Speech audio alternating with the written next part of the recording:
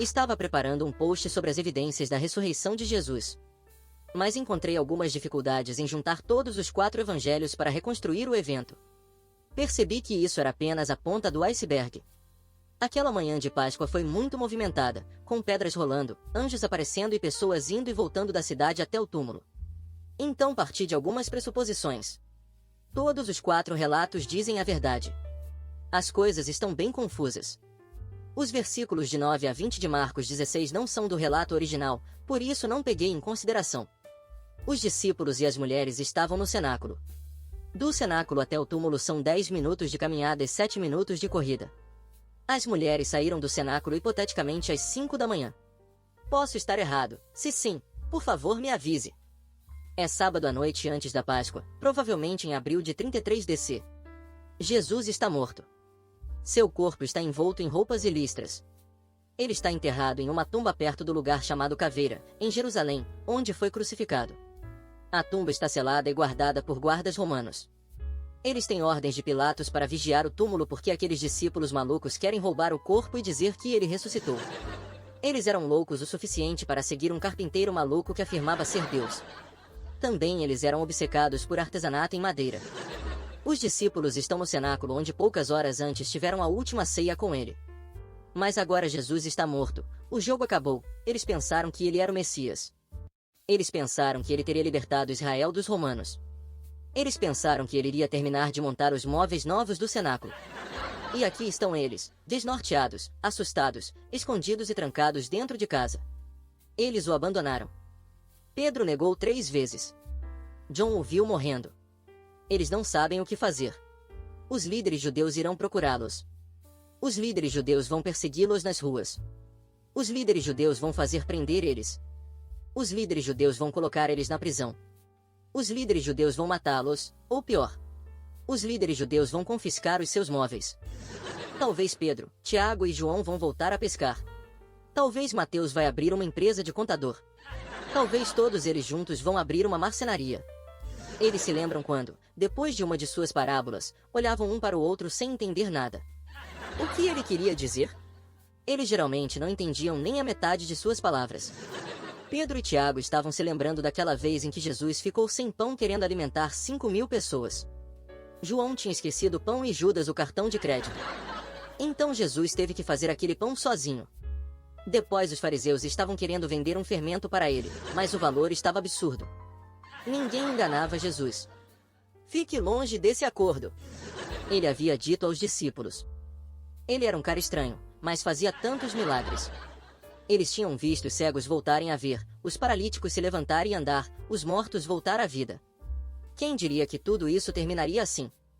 Isto parece um grande fracasso. Mas os discípulos não sabem que algo grande vai acontecer. Na madrugada de Páscoa, Jesus ressuscita, seu corpo desaparece, panos e roupas caem no chão. 2 anjos estão vindo do céu. Um deles aparece diante dos guardas e rola a pedra para longe do túmulo.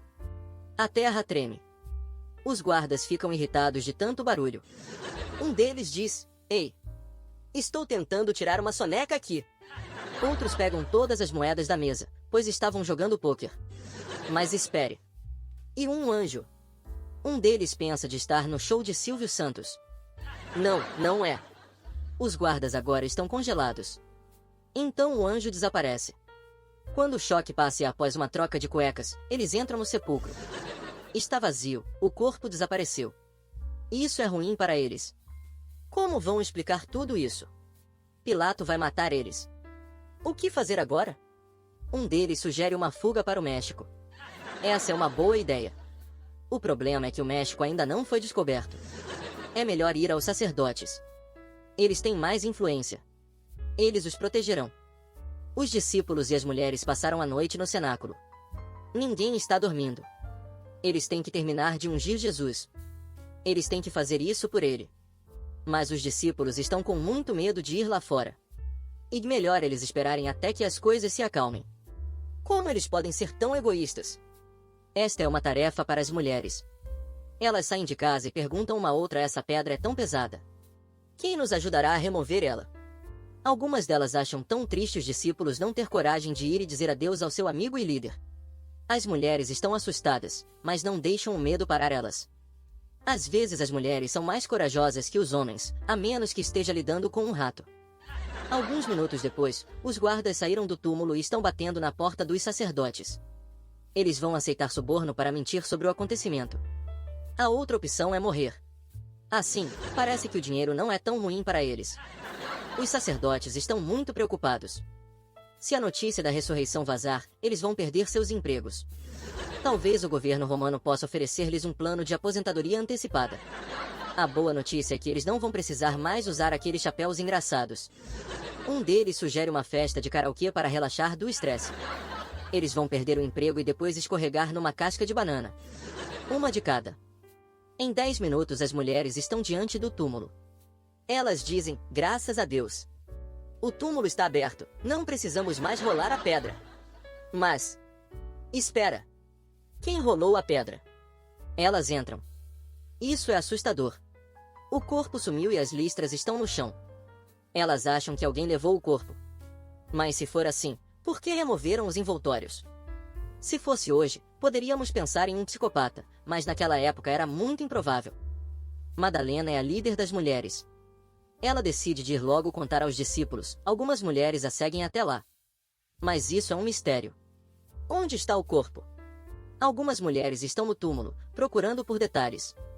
Assim que Madalena sai do sepulcro, 2 anjos aparecem para o resto das mulheres. Um deles está dizendo que Jesus ressuscitou como prometeu. Jesus está mandando dizer que vai esperar todos os discípulos, os 12 e todos os outros, na Galileia, no lugar que eles sabem. Jesus tem muito cuidado em transmitir essa mensagem. Eles têm que ir para aquele lugar específico na Galileia. Ele vai repetir isso mais de uma vez, pessoalmente por meio dos anjos, pois sabe que eles são um pouco lerdos e tendem a esquecer as coisas importantes. Algumas mulheres fogem espantadas e não contam a ninguém o que aconteceu. As outras entenderam a mensagem, estão desorientadas, assustadas, mas, ao mesmo tempo, cheias de alegria. Elas correm até os discípulos para contar a novidade para eles. Enquanto o grupo de Madalena está chegando ao cenáculo, Jesus aparece às outras mulheres voltando do sepulcro. É verdade. Jesus ressuscitou e elas estão conversando com ele tocando Jesus está em carne e osso. Elas caem a seus pés e o adoram. Ele é Deus. Ele provou isso. Madalena e seu grupo chegaram no cenáculo, e estão contando aos discípulos que o sepulcro este vazio. Elas não estavam presentes na aparição dos anjos e de Jesus. O túmulo está vazio. Alguém afastou o corpo. Pedro decide ir ver. Ele vence o medo e corre em direção ao túmulo. João está correndo atrás dele, mas rapidamente ultrapassa o velho. Pedro precisa parar de comer besteiras. Madalena os segue sozinha. As outras mulheres ficaram na sala. Tem muita conversa para jogar fora. Algumas delas estão fazendo a imitação dos discípulos e zombando deles. Elas deslizam sobre uma casca de banana. Uma de cada. As outras mulheres chegam no cenáculo. Elas estão falando bobagens, dizendo que viram uns anjos e Jesus ressuscitado. Mas os discípulos não estão entendendo nada. Elas estão entusiasmadas demais. Pedro e João chegam ao túmulo e verificam. João de repente se lembra das palavras de Jesus. Ele ressuscitou. João acredita nisso agora. Eles voltam para casa. Madalena fica fora do sepulcro. Ela está tão triste que não quer entrar novamente. Por que eles levaram Jesus? Onde colocaram o corpo dele? Será que foi o jardineiro? Talvez ele quisesse fazer um paisagismo dentro do túmulo. Talvez ele ficou sem adubo. Não. Isso é horrível. Que tipo de psicopata vai fazer isso? Ela sabe que foi o jardineiro. Ele é muito desagradável. Quando você tem um caso de homicídio na mansão isolada de uma tempestade de um bilionário eclético, o culpado é o mordomo. Mas quando você tem um corpo desaparecido em um sepulcro escavado na pedra, certamente o culpado é o jardineiro. Ela percebeu que ele estava se comportando de maneira muito estranha quando enterraram Jesus. Este jardineiro é um esquisito. Ela começa a chorar. Por que o jardineiro não devolve o corpo para ela? Onde ele o colocou? Talvez no galpão? Mas espere. Tem 2 anjos dentro do sepulcro. Ela ouve uma voz. É o jardineiro. Madalena está pronta para encurralá-lo. Ela o fará falar por bem ou por mal. Mas, não é o jardineiro, é Jesus. Ela está conversando com Jesus ressuscitado. Esses são provavelmente os melhores momentos de sua vida. Exceto por uma leve culpa em relação ao jardineiro. Em meia hora ela também está de volta com os outros contando tudo o que aconteceu. Poucas horas depois, Jesus aparece a Simão e depois aos dois no caminho de Emaús. Finalmente, ele aparece no cenáculo quando todos estão presentes, exceto Tomé. Eles não conseguem acreditar nisso. Eles estão vendo Jesus. Eles estão falando com Jesus. Eles estão tocando Jesus. Jesus não é um fantasma. Jesus está andando. Jesus está falando. Jesus está comendo um arroz com peixe.